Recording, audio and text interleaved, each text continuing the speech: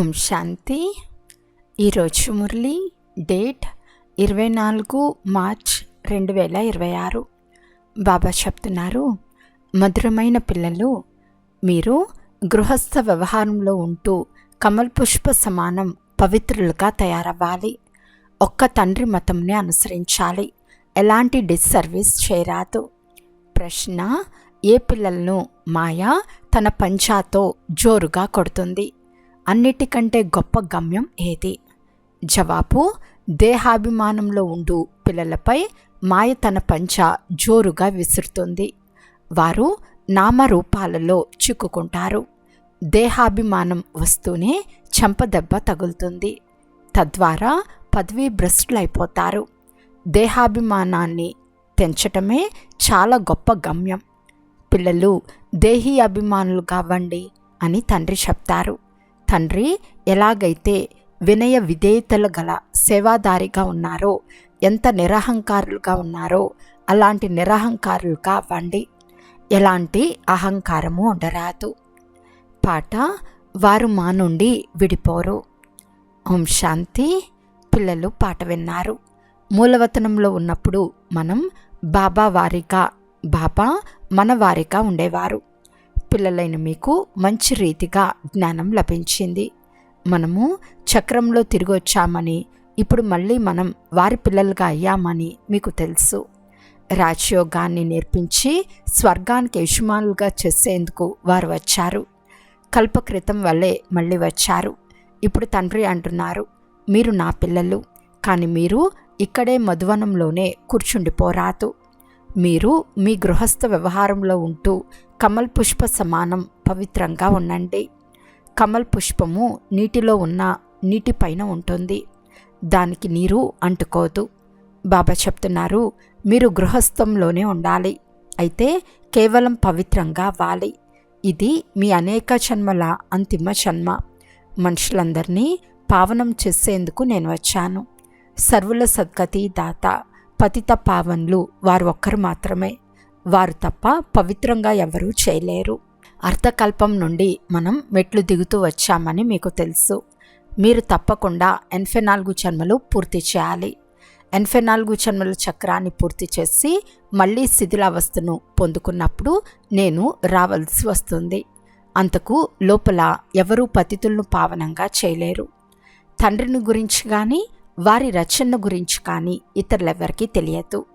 డ్రామానుసారం కలియుగంలో అందరూ తమోప్రధానంగా అయ్యే తీరాలి. తండ్రి వచ్చి అందరినీ పావనంగా చేసి శాంతిధామానికి తీసుకెళ్తారు. మీరు తండ్రి నుండి సుఖధామాన్ని వారసత్వంగా పొందుతారు. సత్యుగంలో ఎలాంటి దుఃఖము ఉండదు. ఇప్పుడు మీరు జీవించి ఉండే తండ్రి వారిగా అయ్యారు. తండ్రి అంటున్నారు, మీరు గృహస్థ వ్యవహారంలో ఉండాలి. ఇల్లు వాకిళ్ళు వదలమని బాబా ఎప్పుడూ ఎవరికీ చెప్పరు. గృహస్థ వ్యవహారంలో ఉంటూ కేవలం ఈ అంతిమ జన్మలో పవిత్రంగా అవ్వాలి. ఇల్లు వాకిళ్ళు వదలమని బాబా ఎప్పుడైనా చెప్తారా? లేదు. ఈశ్వర్య సేవార్థం మీ అంతటకు మీరే వదిలేశారు. చాలామంది పిల్లలు గృహస్థంలో ఉంటూ కూడా ఈశ్వర్య సేవ చేస్తూ ఉన్నారు. వదలమని చెప్పరు, విడిపించరు. బాబా ఎవరిని గృహస్థం నుండి విడిపించరు. మీ అంతటకు మీరే సేవ కొరకు వచ్చారు. బాబా ఎవరిని వదిలించలేదు. మీ లౌకిక తండ్రి వివాహం చేసుకోమని అంటారు, కానీ మీరు చేసుకోరు. ఎందుకంటే ఈ మృత్యులోకం సమాప్తమవుతుందని మీకు తెలుసు. వివాహం సర్వనాశనం చేస్తుంది. మరి మనం పావనంగా ఎలా అవ్వాలి? మేమెందుకు భారతదేశాన్ని స్వర్గంగా తయారు చేయు సేవలో ఎందుకు లగ్నం అవ్వరాదు? పిల్లలు రామరాజ్యం కావాలని కోరుకుంటున్నారు. హే పతిత పావన సీతారామ అని పిలుస్తారు కదా. ఓ రామ, మీరు వచ్చి భారతదేశాన్ని స్వర్గంగా తయారు చేయండి అని అంటారు. కానీ ఏమాత్రం అర్థం చేసుకోరు. సన్యాసులు ఈ సమయంలోని సుఖం కాకిరెట్టకు సమానమైందని అంటారు. ఇప్పుడులాగే ఉంది. ఇక్కడ సుఖం లేనే లేదని అంటూ ఉంటారు. కానీ ఎవరి బుద్ధిలోనూ లేదు. మన తండ్రి దుఃఖం కొరకు ఈ సృష్టిని రచించలేదు. స్వర్గంలో దుఃఖం అనే మాటే ఉండదని మీరు మర్చిపోయారా అని తండ్రి అంటున్నారు. స్వర్గంలో దుఃఖానికి నామరూపాలే ఉండవు. అక్కడ కంసుడు మొదలైన వారు ఎలా వస్తారు? ఇప్పుడు అనంతమైన తండ్రి తెలిపే మతానుసారం నడుచుకోవాలి. మీ మతంను అనుసరిస్తే చెడిపోతారు, ఆశ్చర్యంగా వింటారు, వర్ణిస్తారు, పారిపోతారు, లేక ద్రోహులుగా అవుతారు, చాలా డిస్సర్వీస్ చేస్తారు. మరి వారి గతి ఏమవుతుంది? వజ్ర సమానమైన జీవితానికి బదులు గవ్వ సమానమైన జీవితంగా చేసుకుంటారు. చివర్లో అందరికీ తాము చేసినవన్నీ సాక్షాత్కారం అవుతాయి. ఈ నడవడిక వలన మేము ఈ పదవి పొందుకున్నామని తెలిసిపోతుంది.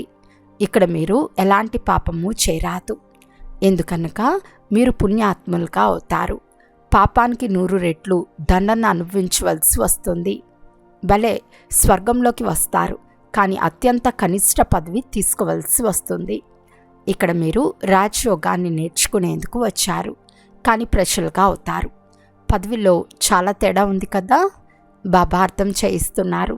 యజ్ఞంలో ఏదైనా ఇచ్చి తిరిగి వాపస్ తీసుకుంటే చండాలుని జన్మ లభిస్తుంది.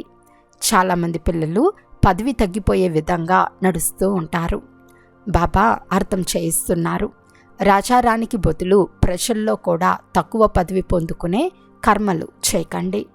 యజ్ఞంలో స్వాహ అయిన తర్వాత పారిపోతే ఏమవుతారో అది కూడా తండ్రి తెలియచేశారు. ఇది కూడా బాబా తెలియచేశారు. పిల్లలు ఎలాంటి వికర్మలు చేయకండి. అలా చేస్తే 100 రెట్లు శిక్షలు లభిస్తాయి. కనుక ఎందుకు నష్టపోవాలి? ఇక్కడ ఉన్నవారి కంటే గృహస్థంలో ఉంటూ సేవ చేయవారు చాలా ఉన్నత పదవిని పొందుతారు.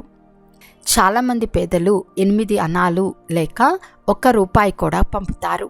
1000 రూపాయలు ఇచ్చినా వారికంటే పేదవారికి ఉన్నత పదవి లభిస్తుంది. ఎందుకంటే వారు ఎలాంటి పాపకర్మ చేయరు. పాపకర్మ చేస్తే ఆ పాపము 100 రెట్లు పెరుగుతుంది. మీరు పుణ్యాత్ములుగా అయ్యి అందరికీ సుఖం ఇవ్వాలి. దుఃఖం కలిగిస్తే ట్రిబ్యునల్ కూర్చోవలసి వస్తుంది. అప్పుడు మీరు ఏం చేశారో దానికి శిక్ష అనుభవించాలని సాక్షాత్కారం అవుతుంది. పదవి కూడా తగ్గిపోతుంది. ఒకవైపు వింటున్న చాలామంది పిల్లలు మళ్ళీ వ్యతిరేక నడవడికల్లో నడుస్తూ ఉంటారు. తండ్రి అంటున్నారు, సదా పాలు పంచదార వలె కలిసి ఉండండి. ఒకవేళ ఉప్పు నీరులా ఉంటే చాలా డిస్సర్వీస్ చేస్తారు. ఎవరి నామరూపాల్లోనైనా చిక్కుకున్నారు అంటే అది కూడా చాలా పాపమైపోతుంది.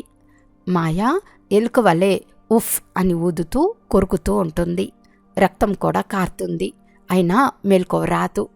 మాయ కూడా రక్తాన్ని పీలుస్తుంది. మీకు తెలియకుండా మీతోనే అలాంటి కర్మలు చేయిస్తుంది. పంచవికారాలు ఒక్కసారిగా మీ తలను తిప్పేస్తాయి. బాబా హెచ్చరిస్తూ ఉంటారు కదా, ట్రిబ్యునల్ ముందు మమ్మల్ని ఎవ్వరూ సావధానపరచలేదని చెప్పరాదు. ఈశ్వరుడే స్వయంగా చదివిస్తున్నాడు అని మీకు తెలుసు. వారు ఎంత నిరహంకారులు, వినయ విధేయతల గల సేవకుడును అని అంటారు. కొంతమంది పిల్లల్లో అహంకారం చాలా ఉంటుంది. బాబా పిల్లలుగా అయి చెప్పలేనంత చెడు పనులు చేస్తూ ఉంటారు. అంతకంటే గృహస్థ వ్యవహారంలో ఉంటున్నవారు చాలా ఉన్నతంగా ఎదిగిపోతారు. దేహాభిమానం వస్తూనే మాయ తన పంచ తీవ్రంగా విసురుతుంది. దేహాభిమానాన్ని వదిలిపెట్టడం పెద్ద గమ్యం. దేహాభిమానం వస్తూనే చెంప దెబ్బ తగులుతుంది. అందువలన దేహాభిమానంలోకి ఎందుకు రావాలి? పదవిని ఎందుకు తగ్గించుకోవాలి? అక్కడికి వెళ్ళి చెత్తను శుభ్రం చేసే పదవి పొందుకునే కర్మలు చేయరాదు. ఇప్పుడు ఎవరైనా బాబాను అడిగితే బాబా తెలపగలరు. ఎంత సేవ చేస్తున్నారో స్వయమే తెలుసుకోవచ్చు. నేను ఎంతమందికి సుఖంనిచ్చాను? మమ్మ బాబాలు అందరికీ సుఖంనే ఇస్తారు. ఎంత ఖుషీగా ఉంటారు. బాబా ముంబైలో ఎంత జ్ఞాన డాన్స్ చేసేవారు. చాలామంది చాత్రికులుగా ఉండినారు కదా. తండ్రి అంటున్నారు, చాలా దాహంతో ఉన్న వారి ముందు జ్ఞాన డాన్స్ చేస్తే మంచి మంచి పాయింట్లు వస్తాయి. చాత్రికులు ఆకర్షిస్తారు. మీరు కూడా అలా అవ్వాలి. అప్పుడే ఫాలో చేస్తారు. శ్రీమతంను అనుసరించాలి. సొంత మతంను అనుసరించి అపకీర్తి పాలు చేస్తే చాలా నష్టపోతారు. ఇప్పుడు తండ్రి మిమ్మల్ని తెలివిగల వారిగా చేస్తారు. భారతదేశం స్వర్గంగా ఉండేది కదా. ఇప్పుడు ఈ విధంగా అనగా స్వర్గంగా ఎవరు భావించరు. భారతదేశం వంటి పవిత్ర దేశం ఏది లేదని అంటారు. కానీ భారతవాసులైన మనం స్వర్గవాసులుగా ఉండేవారమని, అక్కడ అపారమైన సుఖం ఉండేదని ఎవరికీ తెలియదు. గురునానక్ భగవంతుని మహిమ చేశాడు. వారు వచ్చి మలిన వస్త్రాలను శుభ్రం చేస్తారు. వారిని ఏక్ ఓంకార్ అని కూడా మహిమ చేస్తారు.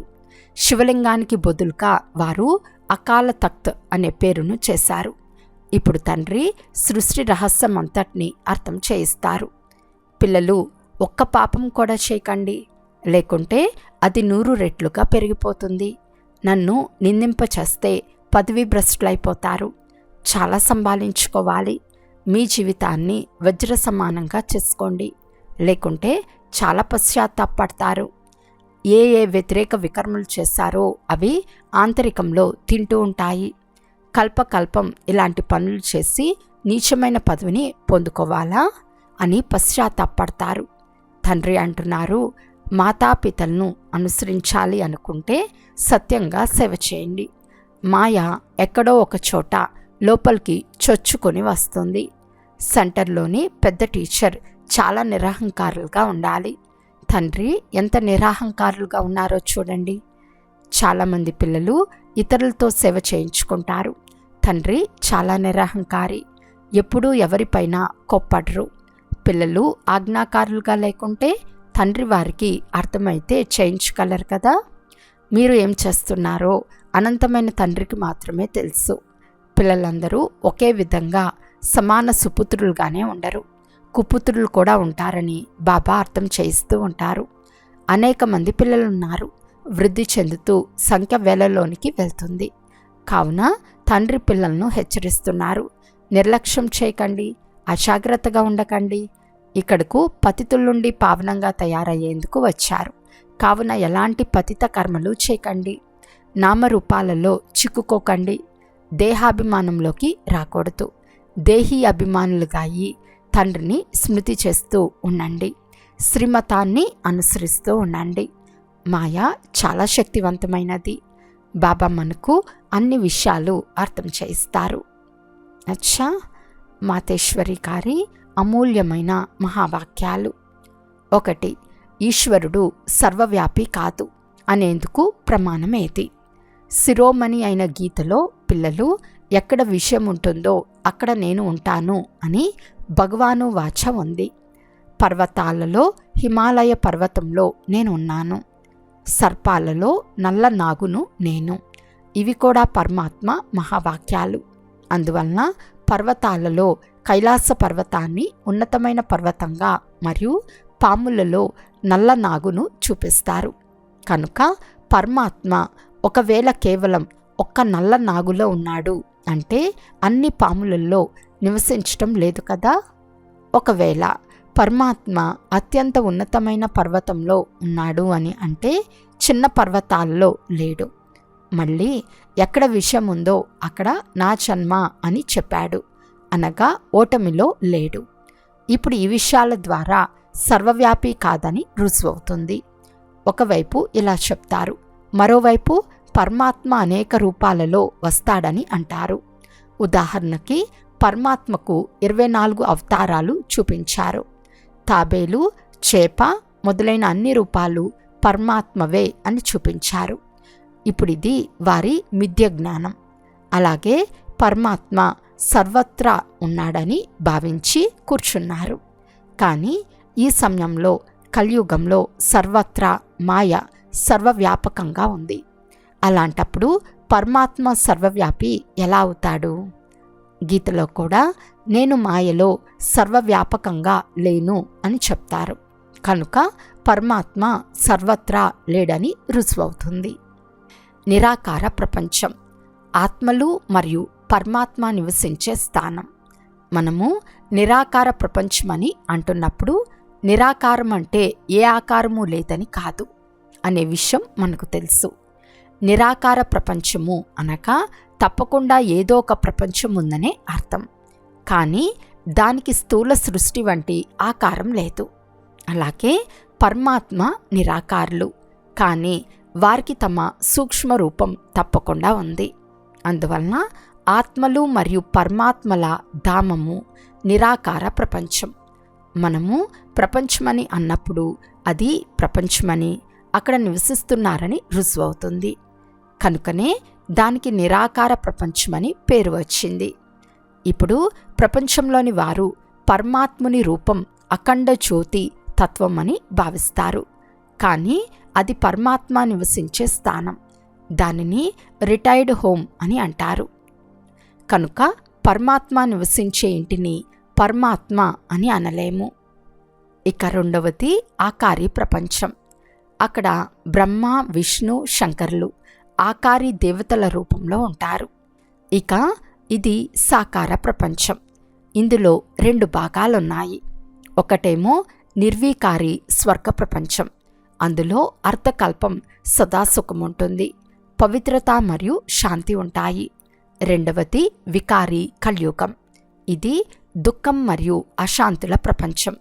అయితే 2 ప్రపంచాలని ఎందుకంటారు?